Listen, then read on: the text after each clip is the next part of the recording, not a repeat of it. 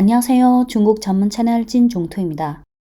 화웨이 시리즈 1, 2, 3, 4 영상에 이어 오늘은 그 다섯 번째 영상, 화웨이는 뭐 하는 기업인가? 이번 영상을 준비하면서 화웨이의 2022년 연간 보고서를 다시 한번 보게 됐는데요. 보면서 2022년을 포함해 과거 몇 년 동안의 연간 보고서 커버 페이지가 눈에 쫙 들어왔는데, 화웨이라는 기업을 사람으로 비유하자면 연간 보고서의 커버 그림은 마치 사람의 심경을 토로하고 있는 듯 하기도 했습니다. 2019년 5월 16일 미국 상무부는 화웨이를 수출 통제 리스트에 올려서 화웨이에 대한 제재를 본격적으로 시작했습니다. 그 전인 2018년 연간 보고서 커버는 한 사람이 붉은색 낙하산을 타고 구름과 산 위를 멋있게 날고 있는 모습이고, 2019년은 큰 파도가 등대에 덮치고 있고, 2020년은 사람들이 별빛 아래서 긴 여정을 걷고 있는데, 뒤에 한 분이 잠깐 고개를 들어서 하늘이 반짝이는 별을 바라보고 있는 듯한 모습이고, 2021년 커버는 빙쇠선인데, 빙쇠선은 얼음으로 뒤덮인 바다를 이동할 때 수면의 얼음을 분쇄하여 항로를 열기 위한 특수 장비를 갖춘 배죠. 2022년 연간 보고서 커버는 매화인데요. 한겨울에 피는 설중매죠. 차디찬 겨울 추위를 견디고 꽃을 피워 봄을 알리는 매화의 꽃말은 고결한 마음, 결백, 인내, 기품과 품격입니다. 2022년 연간 보고서에서 순환 회장徐直军은 서두에 이렇게 썼습니다. 번역하면 오늘의 화웨이는 마치 매화와 같다. 매화가 향기를 풍기는 것은 그녀가 엄동설한의 단련과 시련을 겪었기 때문이다. 우리가 직면한 압력은 두말할 것 없이 막대하지만 우리에게는 성장 기회가 있고 비즈니스 포트폴리오의 인성이 있고, 여기서 인성은 견디는 정도를 말합니다. 우리에게는 성장 기회가 있고 비즈니스 포트폴리오의 인성이 있고 차별화된 우유가 있고 고객과 파트너의 신뢰가 있고 감히 연구개발에 투자할 용기가 있다. 때문에 우리는 어려움과 고난을 이겨내서 지속적인 생존과 발전을 실현할 자신감이 있다. 향후 2024년 3월 말에 발표할 2023년 연간 보고서 과연 어떤 디자인을 보여줄지 문득 궁금해지네요. 네, 오늘 내용 시작하겠습니다. 2019년 5월 16일 미 상무부는 화웨이를 수출 통제 리스트에 올려서 화웨이에 대한 본격적인 제재를 시작했습니다. 2023년 8월 29일 제재당한 지 4년 3개월 후 화웨이는 국산 7나노 칩을 탑재한 최신 5G 스마트폰인 메이트 60 프로를 출시했습니다.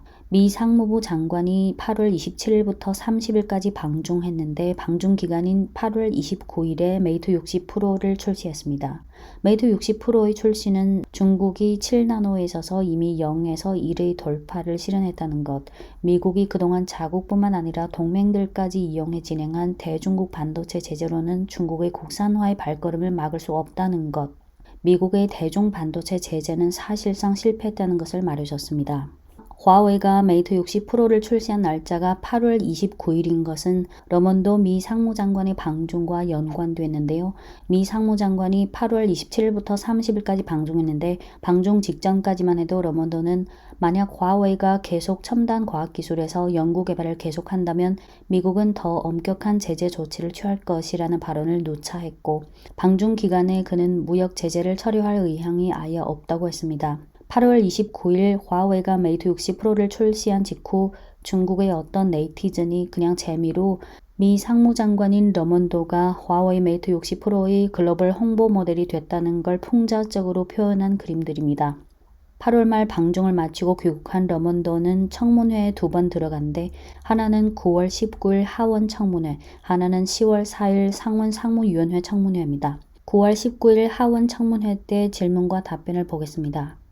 When you were in China just days ago, you were bushwhacked, to say the least, by the launch of a 5G phone and the proof that China has achieved 7 nanometer capability.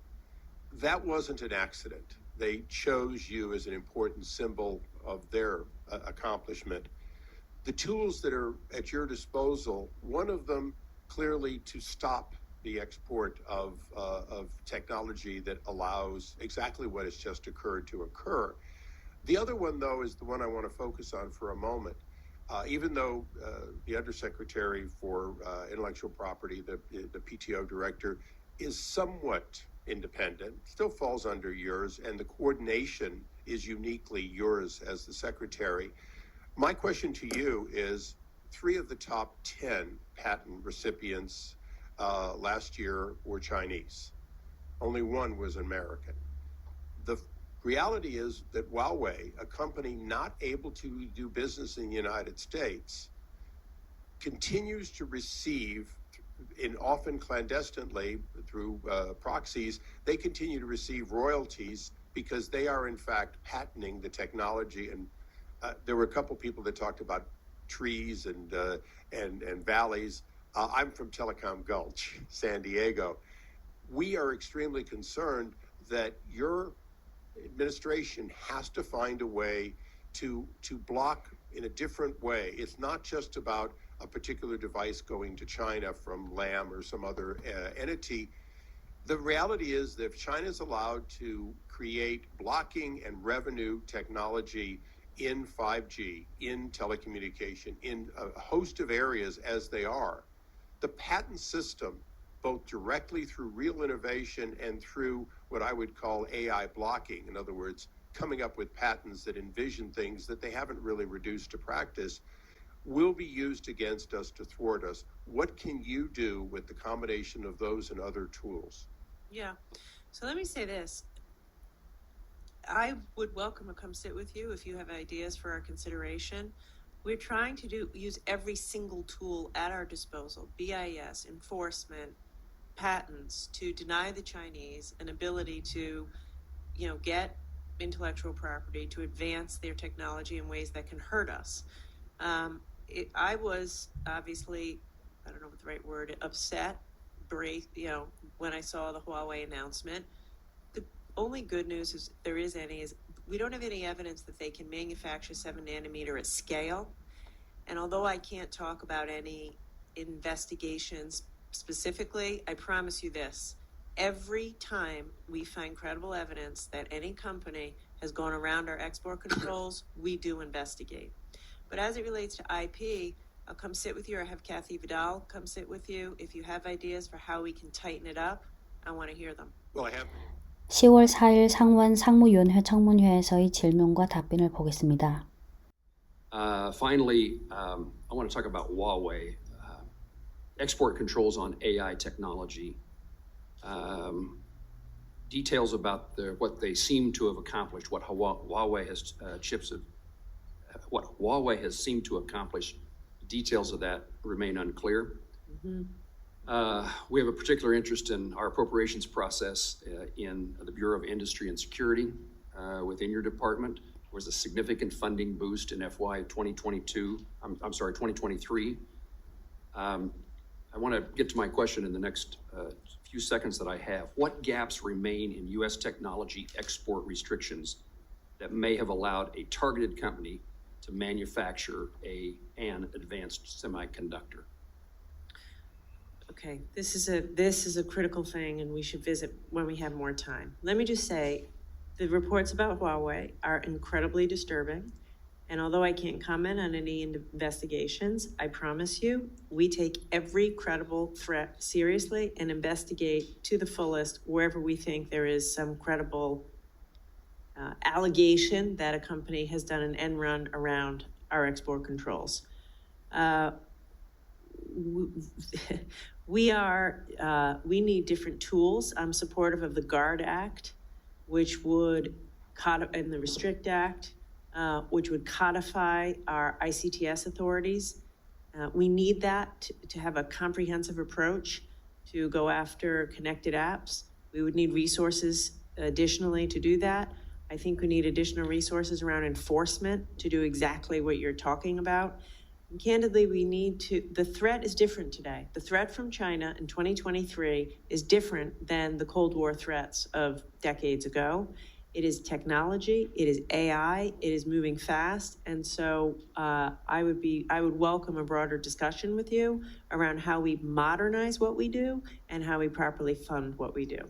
There's been lots of wake-up calls. Huawei is a particular one that stands out, received significant attention, and I would welcome the chance for your direction, suggestion on how we, either as appropriators or authorizers, could be helpful in closing this opportunity for China's technology theft. We will do it. I mean, I have to say, I'm proud of the fact that under my watch, we imposed the largest fine ever in history, $300 million fine against a company called Seagate for violating our export controls, selling to Huawei. So we're as tough as we need to be, but more resources would be helpful. Was the fine collected? Yes? Okay, good, thank you. 아마 르몬도의 커리어에 있어서 화웨이가 메이트 60 프로를 출시한 2023년 8월 29일이 모욕적이고 실패한 날로 각인될 것이고 방중 후 르몬도의 관련 발언이나 답변은 좀 억지스러우면서 무기력해 보입니다.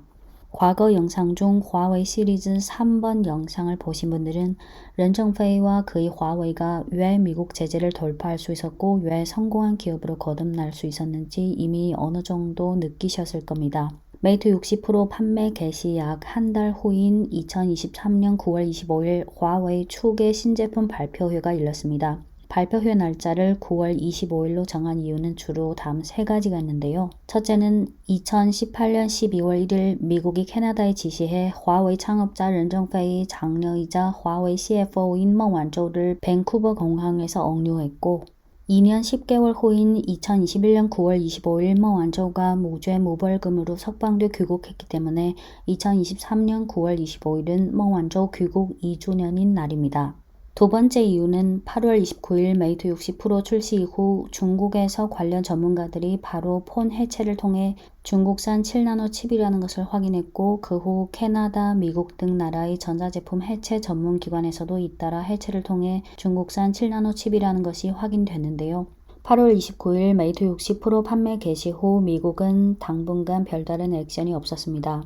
세 번째 이유는 8월 29일 메이트 60 프로를 출시한 후 약 한 달간의 시간을 통해 메이트 60 프로가 충분히 환영받고 있다는 것이 확실히 확인됐는데요. 9월 중순쯤까지 주문량이 1,500만 대 달했고 9월 말까지 1,700만 대로 늘어나서 화웨이는 현재 출고량을 2,000만 대로 상향 조정했고 이 물량을 다 납품하기까지 내년 설쯤까지 걸릴 수 있습니다. 화웨이 내부에서는 이것을 선봉 계획이라는 프로젝트명을 붙여서 진행하고 있는데요. 부대의 맨 앞에 나서서 작전을 수행하는 군대를 선봉이라 하잖아요.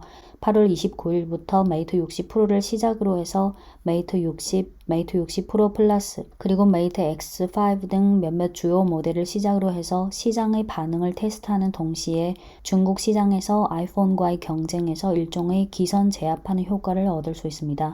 9월 25일 신제품 발표회 중 화웨이 이사회 상무이사이자 단말사업 그룹 CEO 겸 스마트카 솔루션 본부 회장 유정동의 오프닝 멘트를 약 1분 정도만 듣고 가겠습니다.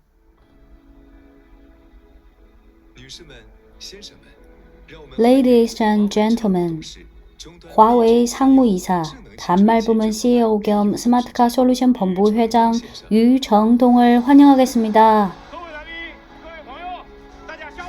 내빈 여러분, 친구 여러분, 안녕하세요.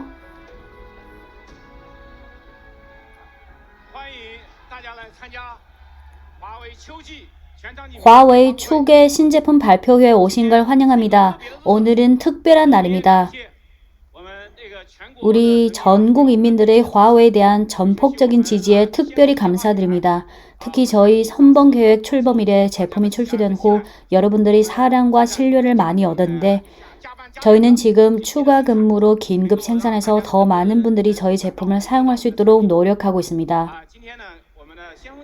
선봉계획 제품은 오늘 이 자리에서 소개드리지 않겠고 오늘은 저희 몇 가지 신제품을 가져왔는데요. 제가 제 동료 허광과 함께 소개해드리겠습니다.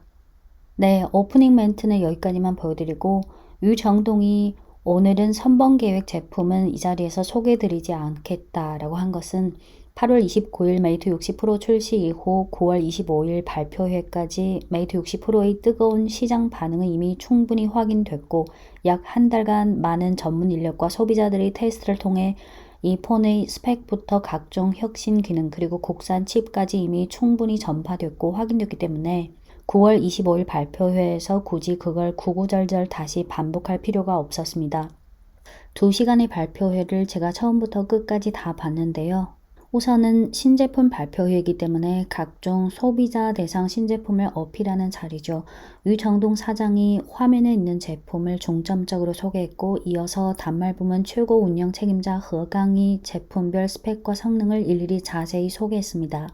주력 신제품의 가격대를 쭉 보시면 여기 노란색으로 적혀 있는 게原화로 표시된 가격이고, 여기 새로 나온 스마트폰은 검정색 글씨로 가격이 적혀 있습니다. 주력 신제품의 가격대를 쭉 보시면 아시겠지만 대체로 다 프리미엄 가격대입니다. 화웨이 시리즈 4번 영상을 보신 분들은 이미 아시겠지만 유정동 사장은 2022년 인터뷰에서 이렇게 말했습니다. 저희가 하는 것은 스마트화한 것, 고급적인 겁니다.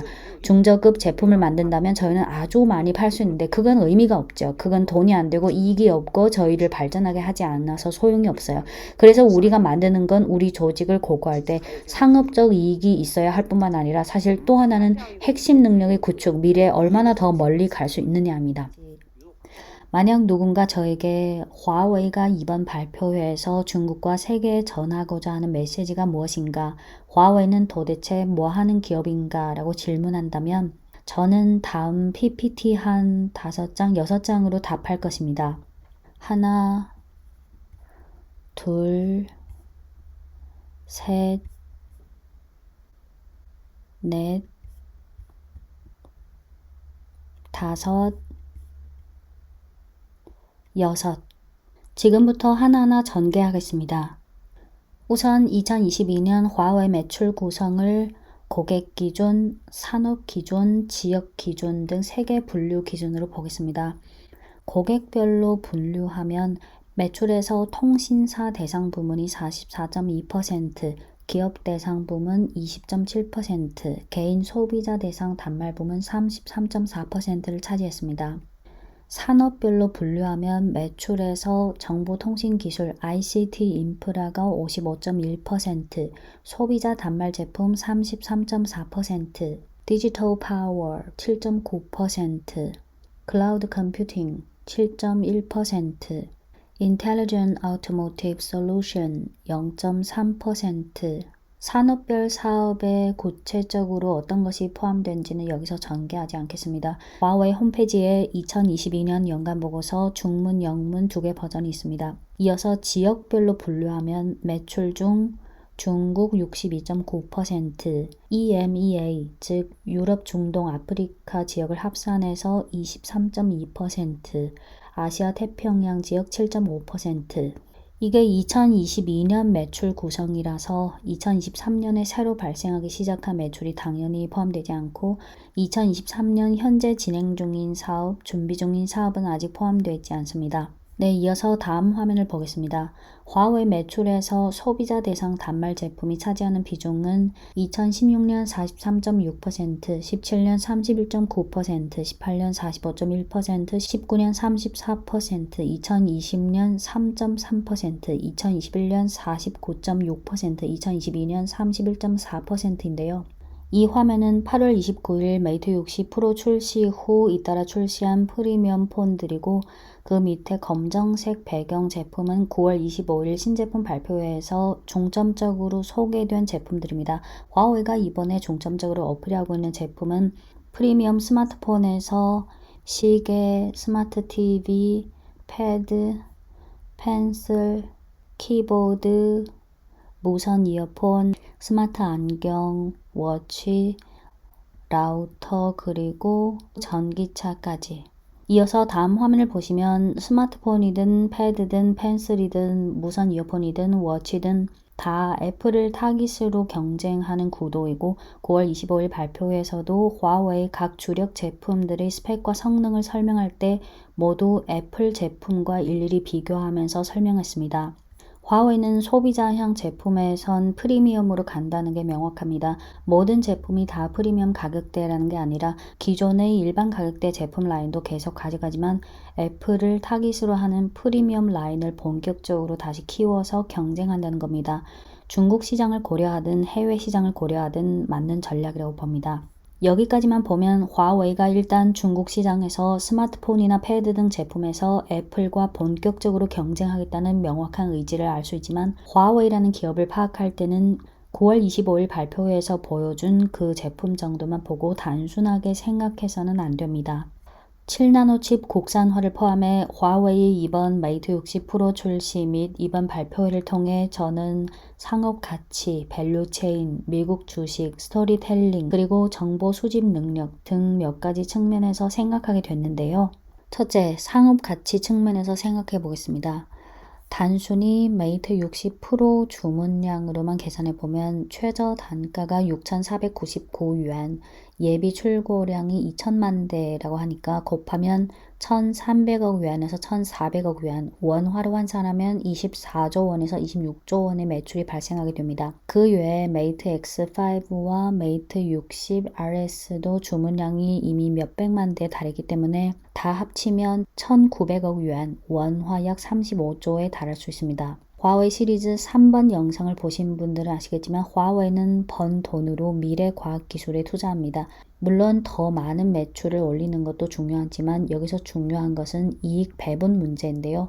시장 조사기관 카운터포인트에 의하면 2022년 글로벌 스마트폰 시장에서 애플은 출하량의 18%를 차지했지만 매출액의 48%, 이익의 85%를 차지했습니다. 즉 애플이 아이폰을 한 대 팔았을 때 85%의 이익은 미국이 가져가고 애플 밸류 체인에 있는 중국 부품사들이 가져가는 이익은 15% 미만입니다. 하지만 화웨이 프리미엄 전자 제품들이 향후 시장 점유율이 점진적으로 올라간다면 예를 들어 이번에 나온 메이트 60 프로의 국산화율이 90% 이상이기 때문에 한 대를 팔았을 때 90% 이상의 이익은 중국 기업들이 가져가게 됩니다. 이는 이익 배분 구조에 있어서 큰 변화라고 할 수 있습니다. 메이트 60 프로의 판매 호조는 아직 시작에 불과하고 지난 10월 10일 중국 현지 언론사인 매일경제신문 등의 보도에 의하면 화웨이는 2022년 3천만 대의 스마트폰을 출하했고 2023년 예상치는 4천만 대, 2024년 예상치는 6천만에서 7천만 대에 달할 것입니다. 참고로 과거에 화웨이의 글로벌 연간 출하량이 피크였던 해는 2019년 2.04억 대였습니다. 둘째, 밸류 체인 측면에서 생각해 보겠습니다. 중국이 만든 프리미엄 제품의 밸류 체인 중 90% 이상을 중국 기업들로 구성된다면 거기서 얻은 경제 이익으로 다시 각사의 연구개발에 투자하는 이런 선순환의 형성에 유리합니다. 또한 그동안 아이폰이 밸류 체인에서 일부 중국 기업을 제외시키는 과정에서 그 중국 부품사들이 경영난을 심하게 겪었는데 지금부터 화웨이 물량이 점진적으로 올라오게 된다면 아이폰으로부터의 수주는 여전히 없더라도 화웨이로 인해 그 기업들이 다시 살 길이 생길 수 있고 최근 현지 보도를 보면 이미 실제 사례가 슬슬 나오고 있습니다. 또 예를 들어 제 가족 중 애플과 화웨이에 동시에 납품하는 제조사에 근무하는 분이 계시는데 2019년부터 미국의 화웨이 대상 제재로 인해 화웨이의 프리미엄 5G 폰과 관련된 주문이 아예 0이 돼버려서 몇 년간 아이폰에만 납품하고 화웨이에는 아예 납품하지 않는 상황을 겪었는데 몇 년간 아이폰에만 납품하고 화웨이는 아예 납품하지 못하는 상황을 겪었는데 향후 화웨이 5G 폰이 점점 재개되면서 다시 아이폰이랑 화웨이에 동시에 납품할 수 있게 돼서 향후 상황이 좀 좋아질 것 같다는 사례가 있습니다. 셋째는 주가 측면에서 한번 생각해보면 아시다시피 화웨이는 비상장사이고 영원히 상장할 계획이 없는 기업이라서 화웨이는 주가라는 것 자체가 없습니다. 참고로 화웨이가 상장 안 하는 것은 창업자 렌정페이의 확고한 의지 때문인데요. 과거에 렌정페이가 공식 석상에서 했던 말을 통해 상장 안 하는 이유를 알 수 있습니다. 약 10년 전인 2014년 9월 경화 15 인터뷰에서 그는 이렇게 말했습니다. 화웨이는 절대 상장하지 않는다. 비록 전통 경제학 중 많은 이론에서 주주는 장기적인 시야를 갖고 있고 단기 이익을 추구하지 않으며 게다가 미래에 매우 합리적이고 근거 있는 투자 결정을 한다고 주장하지만 현실은 주주는 탐욕스럽고 가급적 빨리 기업의 모든 이익을 쥐어짜기를 원한다. 이 기업을 진정으로 소유하고 있는 사람은 그렇게까지 탐욕스럽지 않다. 화웨이가 동종업계 경쟁자들을 추월할 수 있었던 이유 중 하나가 상장하지 않았기 때문이다. 라고 말했고 2020년 5월 남화조보 인터뷰에서 기자의 우리 사주 제도인 기업은 영원히 상장 수요가 없는가라는 질문에 그는 이렇게 답했습니다. 아마 있을 수도 있다. 하지만 화웨이가 상장하려면 아마 3000년 이후가 될 것이다. 화웨이는 부동산 등 기타 기업과 다르다. 화웨이의 부는 한 명 한 명의 직원의 머릿속에 있고 회사는 주식의 방식으로 직원들이 어제 한 노동에 보답한다. 유정동 사장도 화웨이가 상장 안 하는 이유에 대해 언급한 적 있는데요. 2019년 3월 심천에서 열린 IT 포럼에서 그는 이렇게 말했습니다. 상당 부분은 미래에 투자해야 한다는 렌정페이 사장의 핵심 이념에 달려있다. 상장사는 재무제표가 이쁘게 나와야 하고 단기 이익을 잘 나오게 만들 수 있다. 하지만 비상장사의 특징 중 하나는 저희는 장기적인 이익을 위해 아주 많은 자금을 투자했고 많은 기초 연구에서 앞서게 됐다. 5G와 같은 대량의 신기술 그리고 반도체 신재료 기술, 새로운 알고리즘 기술 이런 건 수년 전부터 투자해야 한다. 한 기업 한 나라에 있어서 기초과학기술 연구에 대한 조기 투자 없이는 미래의 핵심 경쟁력도 있을 수 없다. 그래서 기초연구가 아주 중요하다. 기초교육과 기초연구가 한 나라의 핵심 경쟁력에 있어서 상당히 중요한 요소다라고 말했습니다. 넷째는 스토리텔링 측면에서 생각해보면 미국 주식과 연관시켜서 생각해보면 과거의 PC 시대를 대표하는 주식을 하면 바로 생각나는 기업이 마이크로소프트일 것이고 스마트폰 시대를 대표하는 주식이라면 바로 생각나는 기업은 애플, 전기차 시대를 대표하는 주식이라면 바로 생각나는 기업은 테슬라가 있고 또 중국의 BYD가 있겠죠. AI 칩이라면 바로 생각나는 기업은 엔비디아 등등. 2023년 10월 현 시점에서 이런 종목들은 이미 아주 과거형 또는 좀 과거형이라는 느낌이 들겠지만 어떤 새로운 산업 시대가 열렸을 때 그 산업을 리드하는 기업을 필두로 해서 주가가 쭉 상승하면서 증시를 리드하기 마련인데 그러려면 현실에 기반한 동시에 일정한 거품과 기대가 가미된 일종의 스토리텔링의 힘이 필요합니다. 이번 화웨이 신제품 발표회는 소비자 대상 신제품 발표회라서 소비자가 접하고 소비자가 구매하는 차원의 제품과 기술들을 소개했지만 좀 더 들어가서 생각해보면 향후 애플의 주가를 이끌 만한 스토리텔링 파워가 화웨이로 인해 많게 또는 적게 잠식이 될 가능성 또는 약화될 가능성을 한번 고려해야 할 것입니다. 예를 들어 이번 화웨이 메이트 60 프로는 위성통신을 비롯한 몇 가지 혁신 기능이 나왔습니다. 그럼 향후 아이폰이나 다른 스마트폰 업체들이 신모델을 출시할 때 과연 어떤 혁신 기능, 어떤 파격적인 혁신 기능으로 휴대폰 시장과 주식 투자자들의 마음을 사로잡을 수 있을까? 이런 점에 대해 한번 생각해 볼 필요가 있습니다. 이어서 다섯째, 정보 수집 능력, 정확히 말하면 미국의 정보 수집 능력을 말합니다. 이번 국산 7나노 칩을 탑재한 메이트 60 프로의 깜짝 출시는 미 상무장관뿐만 아니라 미국의 전개 산업계에 있어서 다 서프라이즈였고 중국에서도 서프라이즈였는데요.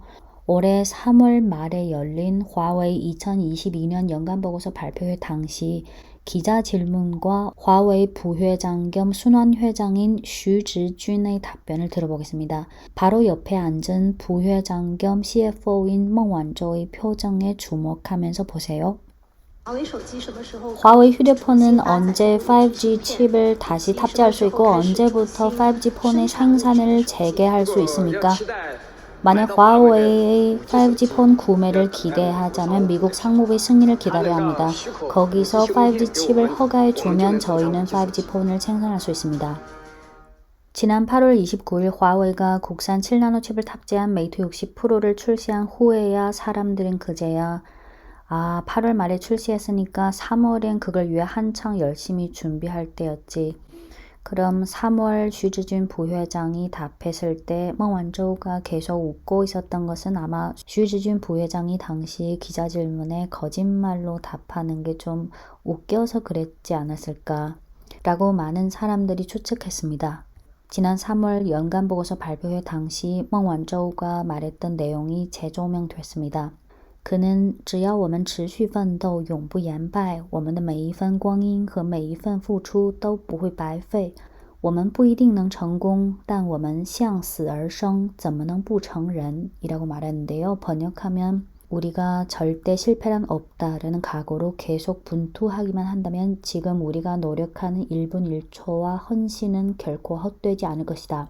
우리가 꼭 성공할 수 있는 것은 아니지만 우리가 사로 향하는 각오로 생을 찾는다면 어찌 인을 이루지 못하랴. 여기서 사는 죽을 사, 생은 날 생, 인은 어질 인. 한국어로 번역할 때 중국어 원문의 그런 느낌이 100% 완전히 전달이 안 될 수도 있겠지만 우리가 사로 향하는 각오로 생을 찾는다면 어찌 인을 이루지 못하랴. 8월 29일 메이트 60% 출시 후 중국, 캐나다, 미국 각지 전문기관에서 메이트 60%를 해체해서 칩을 확인해 봤는데 확실히 중국산 7나노 칩으로 결론이 났습니다. 지난 수십 년간 미국의 CIA를 비롯해 각종 합법 또는 불법 수단으로 진행한 정보 수집 능력이 대단했는데 이번 화웨이 건이 나온 후 미국의 정보 수집 능력에 구멍이 생겼다는 게 반증된 동시에 화웨이가 비밀 유지 작업을 철저히 했다는 걸 알 수 있습니다. 지난 9월 미국의 전문기관에서 화웨이 메이트 60%를 해체한 후 백악관 대변인은 브리핑에서 화웨이 휴대폰에 들어있는 칩의 생산과 설계는 미국 기술을 표절하지 않았다. 하지만 미국 미래의 지적재산권을 침해했다. 화웨이 이러한 행위는 미국 제재에 대한 도발이고 미국 제재에 대한 불존중이다. 라고 말했습니다. 뭐랄까요? 지금 미국의 정치인이든 백악관 대변인이든 하는 말들이 가소로울 뿐입니다. 육체는 2023년 현재에 살고 있는데 뇌는 과거 냉전 시대에서 도저히 벗어나지 못하고 있다는 게 기형적이면서 가소로울 뿐입니다. 저는 평소에 중국 기업가들이 인터뷰를 챙겨보는 걸 좋아하고 른정페의 과거 인터뷰 중 기억에 남는 문구도 많았습니다. 방금 앞서 언급한 지난 9월 미 백악관 대변인의 기괴한 로직의 발언을 듣자마자 저는 2019년 른정페이가 인터뷰에서 했던 말이 생각났는데요. 2019년 5월 26일, 즉 미국이 화웨이를 본격적으로 제재하기 시작한 지 10일 후 블룸버그 TV 인터뷰에서 기자가 화웨이가 오늘의 발전을 거둔 것은 미국 기술을 훔쳤기 때문이다 라는 주장에 대해 른정페이 사장은 이렇게 답했습니다. 저희가 훔친 것은 미국 미래의 기술이다. 미래의 기술은 미국이 아직 만들어내지는 못했는데 제가 어디 가서 훔치겠냐. 미국이 저희의 기술을 훔쳤다고 하는 게 가능성이 더 높다. 왜냐하면 현재 저희 기술이 미국을 앞섰기 때문이다. 만약 저희 기술이 미국보다 뒤떨어졌다면 트럼프는 그렇게까지 애써서 화웨이를 탄압할 필요가 없다. 그들이 화웨이를 탄압하는 건 화웨이가 더 앞섰기 때문이다. 라고 말했습니다. 그래서 혹시 백악관 대변인이 2019년 른정페이 인터뷰를 봤었나 하는 생각이 들었어요. 네, 이번 메이트 60% 출시 및 발표를 본 후 상업 가치, 밸류체인, 주가, 스토리텔링 그리고 정보 수집 능력 등 몇 가지 측면에서 저희 생각을 말씀드렸는데요. 그 외에도 산업에 미치는 동기부여 효과나 국가 전략 측면 등 더 다양한 시각으로 많이 전개할 수 있겠지만 일단 여기까지 하고 이어서 다음 내용으로 넘어가겠습니다. 유정동 사장은 9월 25일 발표에서 이와 같은 제품을 중점적으로 소개한 동시에 하나는 엠펜스를 소개할 때 Neuralink, 중문 명칭은 싱산, Neuralink를 강조했고 또 하나는 조만간 Harmony OS Next, 중문명은 홍멍, Harmony OS Next 버전을 발표할 때니 기대해도 된다고 강조했습니다. Neuralink, 싱산은 간단히 말하면 중국판 블루투스와 와이파이의 결합체인 무선 통신 기술이라고 생각하면 되고 Harmony OS는 중국판 구글의 안드로이드라고 생각하면 됩니다. 즉 화웨이는 자체적인 기술 개발로 블루투스와 와이파이 그리고 안드로이드를 대체할 수 있다는 뜻입니다. 참고로 블루투스는 2019년 미국이 화웨이를 제재할 때 화웨이의 회원 자격을 박탈했고 화웨이는 2020년에 바로 니어링크를 출시했습니다. 이 표가 중요한데요. 화웨이가 국산화시킨 기술이나 시스템은 단순히 니어링크, 하모니 OS 뿐이 아닙니다. 이 표를 보시면 스마트폰과 같은 프리미엄 제품은 물론이고 여기에 스마트폰이라고만 적었지만 앞서 이미 언급했듯이 단말 제품은 스마트폰 외에 패드, 워치 등 다양하게 있는데 이 표에서는 그냥 간단하게 스마트폰만 적었습니다. 이 표를 쭉 보시면 좌측은 화웨이가 자체 개발한 제품이나 기술 또는 시스템이고 우측은 그 타깃이 되는 미국 기업 및 해당 제품 시스템입니다. 하나하나 보겠습니다. 화웨이 키린 9000, 중문명은麒麟 9000,麒麟. 화웨이 키린 9000 칩은 미국 퀄컴의 휴대폰용 칩에 해당되고 화웨이 어센드 칩, 중문명은 성腾 AI. 화웨이 어센드 AI 칩은 미국 엔비디아의 AI용 칩에 해당되고 화웨이 EDA, 전자설계 자동화, 화웨이 EDA는 미국 EDA 대기업인 케이던스와 시놉시스 EDA에 해당되고 참고로 EDA는 설계 검증 과정에서 반도체 내에 존재하는 수백억 개의 트랜지스터 숫자만큼이나 많은 수학 미분 방정식을 풀고 해석합니다. 그 결과로 반도체 동작을 예측하고 약속한 규칙대로 주어진 작업을 시간 내에 수행하는지 확인합니다. 따라서 EDA를 이용한 반도체 설계 검증 과정의 정확성과 효율성이 바로 그 반도체 기업의 진짜 숨은 실력이라고 할 수 있습니다. 이어서 보면 화웨이 하모니 OS, 중문명은 홍멍. 하모니 OS는 미국 구글의 안드로이드에 해당되고 화웨이 니어링크, 싱샤는 미국이 주도하는 블루투스와 와이파이의 결합체라고 보면 되고 화웨이 위성통신기술, 중문명은 티안통이하오. 화웨이 위성통신기술은 미국 스페이스X의 스타링크에 해당되고 화웨이 IDE, 통합개발환경, 화웨이 IDE는 미국 마이크로소프트의 IDE에 해당되고 화웨이 반구 AI 모델, 중문명은 반구 AI 다모싱. 화웨이 반구 AI 모델은 미국 오픈AI사의 챗GPT에 해당되고 화웨이 자율주행 기술은 미국 테슬라의 자율주행 기술을 타깃으로 하고 있고 화웨이의 매출에서 아주 큰 부분을 차지하고 있는 통신 장비 인프라. 이 분야는 화웨이가 세계 1위이고 경쟁사는 노키아랑 에릭슨이죠. 통신 장비 인프라 사업, 특히 5G 통신 장비 인프라 사업은 중국 시장, 유럽 시장, 그리고 중장기적으로 동남아, 중동, 아프리카, 라틴 아메리카까지 아주 광활한 시장이 아직 남아 있습니다.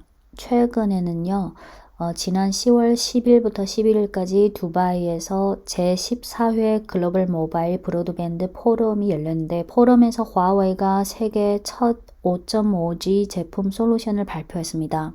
5.5G는 5G와 6G 사이 기술인데 5G보다 전송 속도가 약 10배 향상될 수 있습니다. 화웨이 통신 장비 인프라 사업이랑 5G, 5.5G 관련 사업은 향후 단독 주제로 다뤄야 할 부분이라서 여기서 자세히 전개하지 않겠습니다. 이 표에 있는 사례 외에 좀 옛날의 국산화 대체 사례를 하나 들면 미국 코닝사가 원래는 고릴라 글라스라는 휴대폰용 강화 유리를 화웨이에 공급했는데 화웨이가 고릴라 글라스보다 성능이 더 우수한 쿨룬 글라스를 자체 개발하면서 메이트 20 프로 모델까지만 고릴라 글라스를 사용하고 그 후 P30 모델과 메이트 30 모델부터는 사용하지 않았습니다.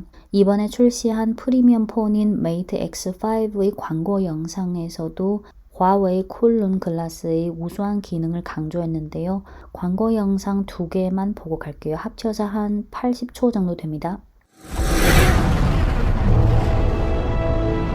2, 1, fire!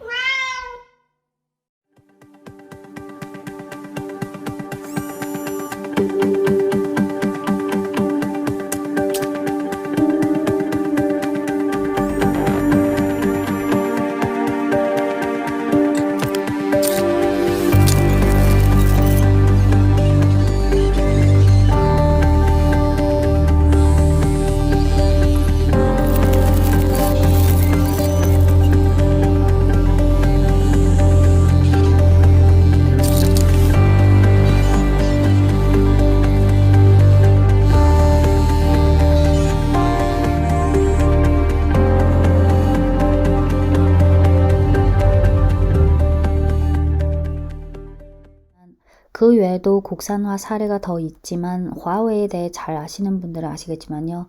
화웨이가 이미 개발했거나 개발 중인 기술 중 상업화하지 않는 게 아직 더 있습니다. 화웨이가 자체적으로 이런 국산화 대체가 가능할 수 있었던 것은 인재라고 생각하는데요. 찐중토 과거 영상 중 2019년 당시 렌정페이 심층 인터뷰 영상을 보신 분들은 아시겠지만 한 30초만 다시 보겠습니다. 저희 회사엔 최소 700여 명의 수학자가 있고 800여 명의 물리학자, 120여 명의 화학자, 거기다 6천여 명의 기초 연구를 전문으로 하는 전문가가 있고 거기다 6만여 명의 엔지니어들로 우리의 연구개발 시스템을 구성하고 있어서 우리가 인류 시대의 진보를 신속하게 따라잡도록 하고 있고 더 중요한 전략적 고지를 점령할 수 있게 합니다. 올해 2023년 7월 28일 렌정페이는 사내 담화에서 화웨이는 인재를 비축하지 달러를 비축하지 않는다라고 말하기도 했습니다. 여기서 여담을 하나 삽입하자면 여담이지만 실제로 있었던 일입니다. 지난 9월 베네수엘라 대통령이 중국을 국빈 방문했는데 귀국 후 기자회견에서 화웨이 홍보 모델에 나섰는데요. 그는 젊은 친구들이 우수한 화웨이 휴대폰을 구매했으면 좋겠다. 나는 5년 전부터 화웨이 휴대폰을 계속 사용하고 있는데 화웨이는 내가 사용했던 휴대폰 중 가장 안전하다. 미국이 도청할 수 없다. 화웨이 폰에 있는 위챗으로 사람들과 소통할 수 있어서 안전도가 더 높아졌다. 라고 말했습니다. 베네수엘라 대통령의 화웨이 폰 홍보 멘트를 보고 제가 든 생각은 화웨이 폰은 베네수엘라를 포함해 미국이 제재하는 나라의 정상들 뿐만 아니라 미국이든 미국의 동맹국들의 정상들이나 주요 인사들에게도 필요한 휴대폰이라는 생각이 들었습니다. 미국이 도청을 못하니까. 저는 지금 한국에 사니까 그냥 옛날부터 아이폰을 쓰고 있는데 나중에 제가 귀국하면 메이트 60 프로를 사고 싶은 생각이 있어요. 이번에 나온 기능들이 너무 좋은 것 같아요. 이어서 다음 내용. 소비자 입장에서는 보통 화웨이 발표회라 하면 9월 25일에 열린 그 신제품 발표회처럼 소비자 대상으로 어필하는 제품에 관심이 많겠지만 화웨이라는 기업을 볼 때는 소비자 대상 제품도 물론 중요하지만 저는 화웨이의 밸류체인, 화웨이 생태계에 더 주목합니다. 예를 들어 지난 9월 20일부터 22일까지 상해에서 화웨이全连接大会 2023, 화웨이 커넥티드 2023 포럼이 열렸는데요. 업계 관계자나 화웨이 협력사들에게 있어서 이 포럼이 더 중요하죠. 이번 포럼의 주제는 산업 스마트화 가속화이고 부회장 겸 CFO인 멍완조가 All Intelligence 전략, 즉 전면 스마트화 전략을 선포했고 화웨이는 세계를 위해 두 번째 선택을 제공하겠다고 선포했습니다. 일부만 발췌하자면 화웨이는 중국의 탄탄한 컴퓨팅 파워 기반을 구축해 세계의 두 번째 선택지를 제공하기 위해 힘쓰겠다. 소프트웨어, 하드웨어, 칩, 엣지 컴퓨팅, 단말, 클라우드의 융합 능력을 지속적으로 제고해 비옥한 흙토지를 두껍게 만들어 각 산업, 각 업종의 다양한 AI 컴퓨팅 수요에 만족시키겠다. 그는 또 전진하는 길에서 화웨이가 강점을 갖고 있는 제품과 기술에 초점을 맞추어 지속적으로 깊이 있게 육성하는 동시에 모두의 지혜를 모으며 고객, 파트너, 개발자 등과 함께 선도적이고 사용하기 쉬운 산업 솔루션을 공동 구축해 디지털의 신뢰성과 안전성을 공동으로 수호하고 업계의 스마트화 업그레이드를 가속화하겠다. 자신감은 실력으로 주조해내는 것이고 미래는 함께 창조하는 것이다. 스마트화라는 미래에 있어서 단결해야 승리할 수 있고 분투해야 성공할 수 있다. 라고 말했습니다. 멍완저의 발표 내용에서 중요한 포인트 3가지를 다시 한번 짚어드리면 첫째는 화웨이는 세계의 두 번째 선택지를 제공하겠다는 겁니다. 첫 번째 선택지는 뭘까요? 둘째는 화웨이는 소프트웨어, 하드웨어, 칩, 엣지 컴퓨팅, 단말, 클라우드의 융합 능력을 제고해 각 산업, 각 업종의 다양한 AI 컴퓨팅 수요에 만족시키겠다. 여기서 융합 능력이 중요한데요.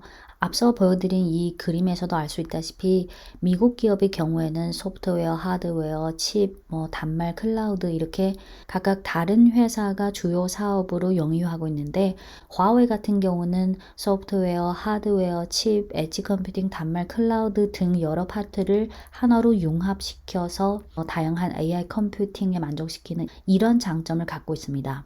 셋째는 화웨이는 고객 파트너 개발자와 함께 선도적이고 사용하기 쉬운 산업 솔루션을 공동 구축하겠다. 여기서 공동 구축이 중요하죠. 즉 여러 협력사들과 같이 화웨이의 큰 생태계를 구축하겠다는 겁니다. 이 내용은 지난 9월 협력사 대상으로 연 그 포럼에서 강조한 내용이고 지금까지 화웨이는 화웨이 기술과 각 산업을 접목하는 많은 작업, 예를 들어 중국의 광산, 항구에 화웨이 시스템을 적용해서 생산 효율성을 크게 제고하는 등등 다양한 이런 각 산업과 접목하는 작업을 해왔는데 지금은 아직 전체 매출에서 차지하는 비중이 작지만 향후 시간이 흐를수록 화웨이의 각종 기술, 시스템, AI 등을 각 산업으로 점점 더 많이 들어가게 된다면 중국 시장만 해도 이 부분이 중요한 성장 포인트가 될 수 있다고 생각합니다.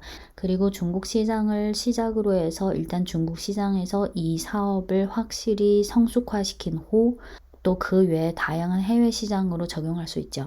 네, 지금까지 길게 쭉 다뤘는데요. 만약 누군가 화웨이는 뭐 하는 기업인가 라고 질문한다면 여러분들은 어떻게 답하실 건가요? 혹시 어느 정도 느낌이 오셨나요? 끝으로 9월 25일 발표회 때 인상 깊었던 멘트 중 하나만 골라서 번역하고 마무리하겠습니다.